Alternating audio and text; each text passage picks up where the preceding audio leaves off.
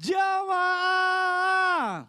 Yeay. Oh, jamaah. Yeay. Alhamdulillah. Alhamdulillah jamaah masih di Islam Itu Indah. Dan untuk jamaah yang baru bergabung, hari ini kita sedang membahas tema Yakinlah Qadar Allah yang terbaik. Masya Allah. Baik, akan kita lanjutkan pembahasan kita jamaah. Tapi sebelumnya saya mau panggilkan dulu guru kita Ustadz Syam. Ustadz Syam, mohon izin waktunya Ustadz Syam. Iya. Ada yang mau saya tanyain lagi Ustadz Syam. Kan katanya nih ya, kita itu harus menerima apapun yang diberikan oleh Allah. Dan itu tuh pasti yang terbaik buat kita. Tapi mohon maaf nih, banyak nih yang curhat. Kadang ada juga yang ngerasa, kok takdir saya tuh buruk terus. Gak pernah dapat takdir yang bagus. Nah itu tuh apakah Menurut dia. menurut dia ya, apakah itu tuh karena kesalahan dia sendiri. Atau karena memang Allah pengen menguji supaya jadi pahala atau gimana Ustaz Syah? Mohon dijawab nih, silakan guru. Bismillahirrahmanirrahim. Tabik guruku Ustaz Zanada, Ustaz Ahmad Khan, Mas Mikdad, jamaah di studio, jamaah di rumah. Kita buka Al-Quran surah At-Talaq ayat 3. A'udzu billahi minasy syaithanir rajim.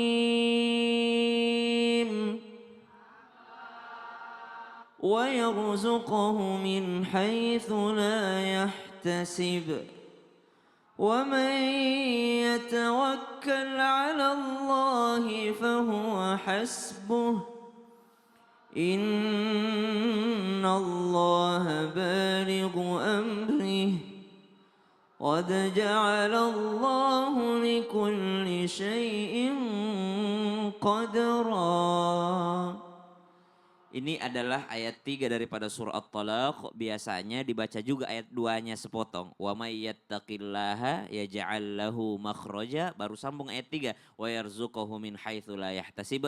Biasa disebut dengan julukan ayat 1000 dinar.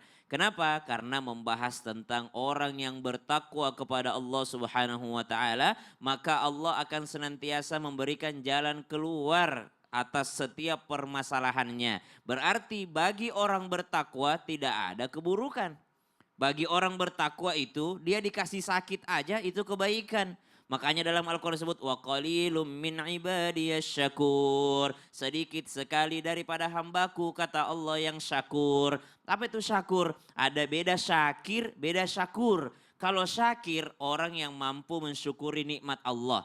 Tapi kalau syakur, mau nikmat, mau tidak nikmat, tetap aja disyukuri. Bagi orang yang bertakwa, mau kelihatannya takdir baik, mau kelihatannya bagi orang lain ya, bagi mata manusia itu takdir buruk, maka tetap itu adalah nikmat baginya. Kenapa? Ada ketakwaan kepada Allah Subhanahu wa taala. Kira-kira orang dikasih sakit tuh baik atau buruk, Bu? Kalau mata manusia mengatakan tidak baiklah orang lagi sakit, tapi ada seorang kakek yang naik ke atas gunung dengan tongkatnya. Dia berusaha naik ke atas gunung untuk apa? Kebiasaan orang Arab pada saat itu adalah berkhalwat, berdua-duaan dengan Allah Subhanahu wa taala di atas gunung. Maka ketika naik dengan kakinya yang kesulitan untuk naik, ada seorang anak muda yang melewatinya. Ketika dilihat oleh anak muda ini angkat tangan, "Ya Allah, sembuhkan kakek tersebut, sembuhkan dia. Dia telah berusaha beribadah. Ya Allah, kasihan dia harus dengan jalan seperti itu ya Allah." Maka terdengar oleh kakek ini, dipanggil anak muda ini. "Wahai anak muda, coba ulangi doamu. Saya minta kesembuhan untukmu kepada Allah Subhanahu wa taala." Maka apa yang ditanyakan oleh kakek tersebut? Kata kakek ini kaki casingnya aja yang sakit.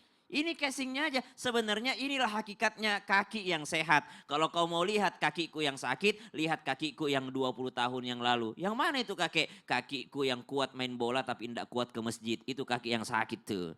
Kakiku yang kuat ke mall tapi tidak kuat jalan ke masjid. Itu kaki yang sakit tuh. Pada hakikatnya ini cuma casingnya aja. Jadi kalau ditanyakan adakah takdir buruk bagi orang yang bertakwa? Maka bagi orang yang bertakwa semuanya baik.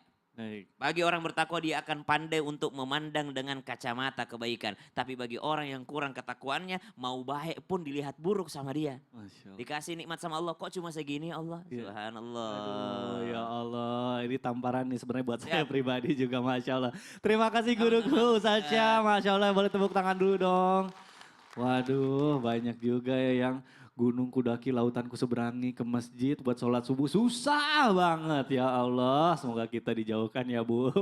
Dari godaan-godaan setan nih yang bikin kita makin jauh dari Allah. Baik, kira-kira di sini masih ada yang mau nanya nggak Bu? Jauh-jauh dari Solo mau nanya nggak Bu sama guru-guru kita? Masih ya? Waduh masih banyak ternyata. Ya udah deh kalau gitu kita masuk dulu ke dalam segmen Tanya Dong Ustadz. Kami semua tanya dong Ustadz. Baik, saya akan kasih kesempatan lagi untuk bertanya. Nih jamaah yang di studio yang mau bertanya boleh angkat tangannya Bu, kira-kira siapa ya? Waduh banyak banget nih. Ya udah deh kalau gitu saya kasih kesempatan dulu buat Ibu yang sebelah kiri saya sekarang gantian ya. Ibu silahkan siapa namanya Bu, dari mana? Bismillahirrahmanirrahim. Assalamualaikum warahmatullahi wabarakatuh. Waalaikumsalam warahmatullahi wabarakatuh. Perkenalkan nama saya Dia Indrawati dari Majelis Taklim Al-Ulya Wasatiyah Kabupaten Karanganyar, Solo, Jawa Tengah. Masya Allah, boleh tepuk tangan dulu dong. Wah keren nih. Tanya dong Ustadz, Ya silakan. mau Bu. tanya ke Ustadz Ahmad Khan. Monggo. Kalau ada orang yang sakit keras dan takdir umurnya tidak lama lagi, apakah itu qadar Allah yang terbaik ya Ustadz? Seumpama berharap sembuh, boleh nggak Ustadz? Terima kasih. Wassalamualaikum warahmatullahi wabarakatuh. Waalaikumsalam warahmatullahi wabarakatuh. Iya nih misalnya contohnya sakit kanker atau sakit-sakit yang udah divonis berat itu boleh nggak kita berharap sembuh? Silakan guruku. Jamaah Islam itu indah yang dirahmati oleh Allah Subhanahu wa taala. Ketika seseorang diberikan ujian sakit oleh Allah Subhanahu wa taala, maka baginya harus optimis untuk mengharapkan kesembuhan dari Allah Subhanahu wa taala dan jangan sekali-kali berharap untuk mati. Karena di dalam satu hadis baginda Rasul Nabi Muhammad SAW, hadis riwayat Imam Tabrani, bahwasanya Rasul bersabda, la tamanau alal maut fa inna haulal matla syadid. Jangan sekali-kali kalian itu berharap untuk mati, sekalipun kita diberikan penyakit yang keras. Seperti penyakit yang ulama katakan al-marad alladzi la yurja burhu, penyakit yang tidak ada harapan untuk sembuh. Penyakit yang sangat keras, penyakit yang fatal, penyakit yang berbahaya, yang cenderung kepada kematian. Maka ketika ditimpa penyakit seperti itu pun tetap kita harus optimis berusaha untuk ikhtiar kesembuhan dengan cara berobat, dengan cara berdoa, dan juga dengan cara bersabar dengan ujian yang diberikan oleh Allah Subhanahu wa taala. Dan enggak salah sama sekali ketika orang itu berharap untuk sembuh. Akan tetapi salah ketika dia berputus asa dari rahmat Allah Subhanahu wa taala. Makanya baginda Rasul Nabi Muhammad SAW, beliau itu pernah mengatakan bahwasanya ajibtu bi amril mu'min kulluhu khair. In a'ta syakara wa in ubtuliya fasabar. Kata Nabi Muhammad, aku itu heran dengan keadaannya orang beriman. Orang mukmin itu semua urusannya yang Allah tetapkan baik buat mereka. Kalau dikasih nikmat mereka bersyukur, maka baik bagi mereka. Kalau mereka dikasih ujian, penyakit, kesusahan, kesulitan, kefakiran, lalu mereka bersabar, maka semua keadaan dan urusannya orang mukmin yang ditetapkan oleh Allah Subhanahu wa taala semuanya adalah kebaikan. Jadi di saat kita diberi sehat, kita bersyukur. Di saat kita diberi sakit, kita sabar dengan ujian Allah Subhanahu wa taala. Dan itu tetap yang terbaik bagi Allah Subhanahu wa taala untuk kita. Karena bisa jadi di saat Allah berikan sakit itu adalah kode keras dari Allah Subhanahu wa taala untuk kita mendekat kepada Allah. Kata Nabi Muhammad, innallaha ta'ala idza habal qauma ibtalahum, sesungguhnya Allah Subhanahu wa taala ketika cinta kepada seorang hamba atau kaumnya, maka Allah berikan ujian. Tujuannya apa? Liyasma' tadarruahu, Allah pengen denger rintihannya memanggil-manggil nama Allah. Aduh Masya Allah, karena pas sehat belum tentu gitu Betul. ingat sama Allah. Masya Allah. Baik terima kasih Ustadz Ahmad Khan, boleh tepuk tangan. Mudah-mudahan terjawab ya. Baik sekarang saya akan kasih kesempatan lagi, saya akan pilih yang semangatnya paling hebat yang angkat tangannya. Siapa yang mau bertanya Bu? Angkat tangannya Bu. Nah, wah saya dari tadi ibu-ibu terus nih. Saya akan kasih kesempatan buat bapak-bapak nih, Pak Ustadz nih. Silakan nih Pak, boleh namanya siapa Pak? Ya, Assalamualaikum warahmatullahi wabarakatuh. Waalaikumsalam warahmatullahi wabarakatuh. Perkenalkan, nama saya Haryono dari Majelis Taklim Ulya Wasatiyah Karanganyar, Solo, Jawa Tengah. Masya Allah, tepuk tangan dulu dong. Siapa Haryono? Ya, tanya dong Ustadz. Iya, silakan. Mau bertanya kepada Ustadzah Nada. Waduh, tahu aja nih. Pak Ustadz sih silakan. Ibu-ibu kok nyorakin ya? Kenapa sih Bu? Kok pada nyorakin kayak ABG aja? Ayo silakan. Ini Ustadzah, Siap, siap. jodoh itu kan takdir ya. Ya. Lalu bagaimana dengan orang yang sudah menikah lalu melakukan perselingkuhan? Nah, apakah orang yang berselingkuh dengan seselingkuhannya itu merupakan takdir Ustadzah? Nah, terima kasih Ustazah. Assalamualaikum warahmatullahi wabarakatuh. Waalaikumsalam warahmatullahi wabarakatuh. Tahu aja pertanyaan yang susah dikasih ke Ustazah ya. Ustazah mohon langsung Ya, dijawab siap. aja silakan. Ya terima kasih Kak Mikdad, Ustadz Ahmad Khan, Ustadz Sam izin. Terima kasih. Assalamualaikum warahmatullahi wabarakatuh. Semangatnya luar biasa ini. Bismillah, walhamdulillah, wassalatu wassalamu ala rasulillah. Jamaah sekalian, perhatikan. Pertama, pernikahan itu adalah sebuah ibadah. Ketika seseorang ijab kabul, terjalin perjanjian yang sangat-sangat suci. Berjanji di atas nama Allah. Dan itu adalah sebuah ibadah, ibadah yang terpanjang. Pernikahan adalah sebuah ibadah. Dan ibadah pasti diuji. Pernikahan pasti diuji. Di antara ujian pernikahan adalah ketika seseorang berkhianat atau perselingkuhan. Dan perselingkuhan itu adalah sebuah kemaksiatan. Kemaksiatan sangat dimurka oleh Allah.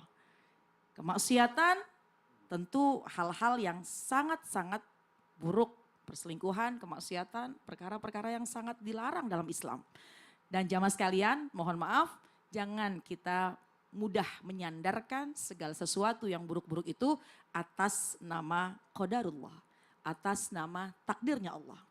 Dalam pernikahan ya udah deh, emang takdirnya Allah dikirim dia ke sini buat ada di antara kita. Naudzubillah min dzalik.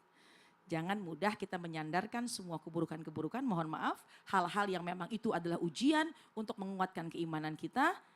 Naudzubillah, jangan sampai kita menyandarkan kepada Allah. Justru Allah memberikan ujian itu untuk menguatkan keimanan kita. Dalam pernikahan jamaah sekalian ada yang namanya sakinah, mawaddah, rahmah. Dan ini memang menjadi tanda-tanda kekuasaannya Allah. Allah firmankan dalam Al-Quran. Di antara tanda-tanda kekuasaan Allah, litaskunu ilaiha wa ja'ala bainakum mawaddata wa rahmah. Level dalam pernikahan sakinah, mawaddah, rahmah. Awal-awal pernikahan biasanya masih masuk ke dalam sakinah. Ya, damai, tenang, nyaman gitu. Sakinah, wa mawaddah, cinta juga. Tapi yang harus kita kejar dalam pernikahan adalah rahmah. Rahmah ini bukan saja kasih sayang antar pasangan, tapi kita mengharapkan pernikahan kita penuh dengan rahmat dari Allah Subhanahu wa taala. Dan memang untuk mengejar rahmatnya Allah, pernikahan yang sangat-sangat istimewa, bukan saja kita pengen bersama di dunia tapi pengen bersama di surga, yaitu diantaranya kita kuat, sabar menghadapi berbagai macam ujian-ujian dalam pernikahan. Di antaranya kadang-kadang kok yang ngelihat pasangan kurang gitu gimana gitu ya. Kok yang di luar tuh kayaknya gimana gitu ya. Nah itu ternyata juga salah satu ujian yang Allah berikan kepada kita. Tahan, kuat dan sekali lagi jangan pernah kita sandarkan sebuah kemaksiatan kepada ketentuan Allah. Naudzubillah min dzalik. Baik, Masya Allah. Jadi sesuatu yang buruk itu bukan langsung disandarkan ini takdir Allah gitu, nggak boleh. Maksiat. Kalau yang buruk buat kita, kayak tadi disampaikan sebelumnya sakit, bagi kita kayaknya buruk, sakit, penyakit yang kayaknya nggak ada obatnya, kita sedih. Bisa jadi Allah memberikan kebaikan buat kita, Allah hapuskan dosa-dosa kita. Tapi kemaksiatan jangan pernah disandarkan kepada takdirnya Allah. Baik, Masya Allah. Baik Ustazah, terima kasih. Mudah-mudahan terjawab ya. Wah, ini jawabannya menarik sekali nih. Baik, saya akan kasih kesempatan lagi untuk bertanya nih. Saya akan pilih yang paling semangat nih, angkat tangannya nih. Siapa yang mau bertanya lagi, Bu? Waduh, siapa ya? Saya bingung nih. Nah, ini deh, yang deket-deket aja deh. Mohon izin, Ibu, silakan Bu. Silakan, namanya siapa? Terima kasih. Ya. Bismillahirrahmanirrahim. Assalamualaikum warahmatullahi wabarakatuh. Waalaikumsalam warahmatullahi wabarakatuh. Perkenalkan, nama saya Sulistiawati dari Majelis Taklim Al-Uyah Wasatiyah Karanganyar Solo. Iya, silakan Ibu. Mau tanya dong Ustadz. Siapa nih? Ustadz Sam. Ya, Tahu Ibu. aja yang ganteng Ibu. Silakan. Benarkah kalau perceraian seseorang itu sudah menjadi qadar dari Allah ya Ustadz? Bukannya itu merupakan sebuah pilihan. Terima kasih. Wassalamualaikum warahmatullahi wabarakatuh. Waalaikumsalam warahmatullahi Kalau tadi wabarakatuh. nanya perselingkuhan, Perselingkuhan. pengkhianatan, Ini perceraian ini ya? perpisahan. Perpisahan nih. Silakan nih Ustaz Syam. Boleh Bapak langsung guru-guru jawab. kami melakukan Allah Subhanahu wa taala Al-Qur'an surah Al-Hadid ayat 22. أعوذ بالله من الشيطان الرجيم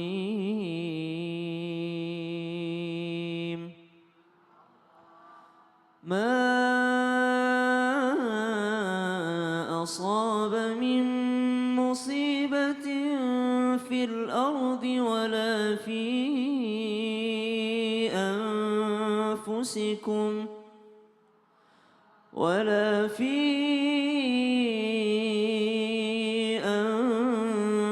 أنفسكم إلا في كتاب من قبل أن نبرأها إن ذلك على الله يسير.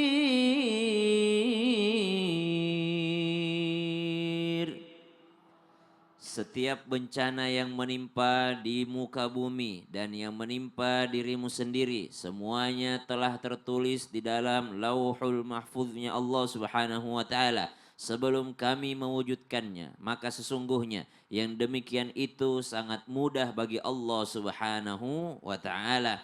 Lalu ada sambungan ayat ini. لكي لا تأسوا على ما فاتكم ولا تفرحوا بما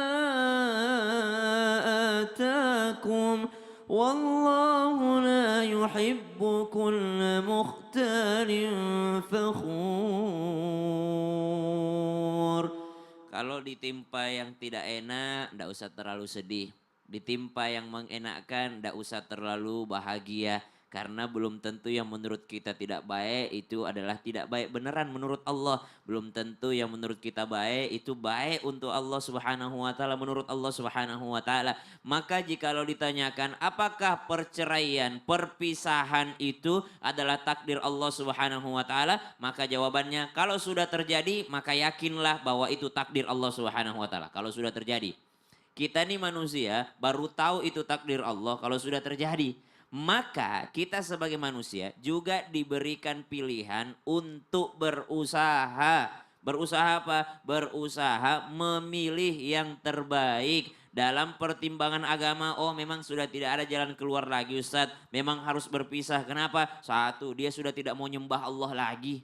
Yang kedua, dia memang mengaku nyembah Allah tapi tidak mau menjalankan perintah Allah Ustaz. Memang dia sudah zalim dalam rumah tangga. Nah, walaupun adalah sebuah jalan yang paling dibenci oleh Allah Subhanahu wa taala walaupun halal gitu. Maka kalau sudah terjadi, yakinlah itu takdir Allah. Tapi kalau belum terjadi, maka manusia berusaha bagaimana caranya supaya tidak dibenci sama Allah. Karena perceraian adalah sesuatu yang halal tapi dibenci oleh Allah Subhanahu wa taala. Auzubillah, mudah-mudahan kita dijauhkan ya. Baik, Ya. terima kasih guruku Ustaz Syam. Mudah-mudahan terjawab ya Ibu. Baik untuk jamaah jangan kemana-mana karena setelah ini kita akan kembali menjawab pertanyaan dari jamaah. Tetap di Islam itu Indah. Jamaah, oh jamaah, alhamdulillah.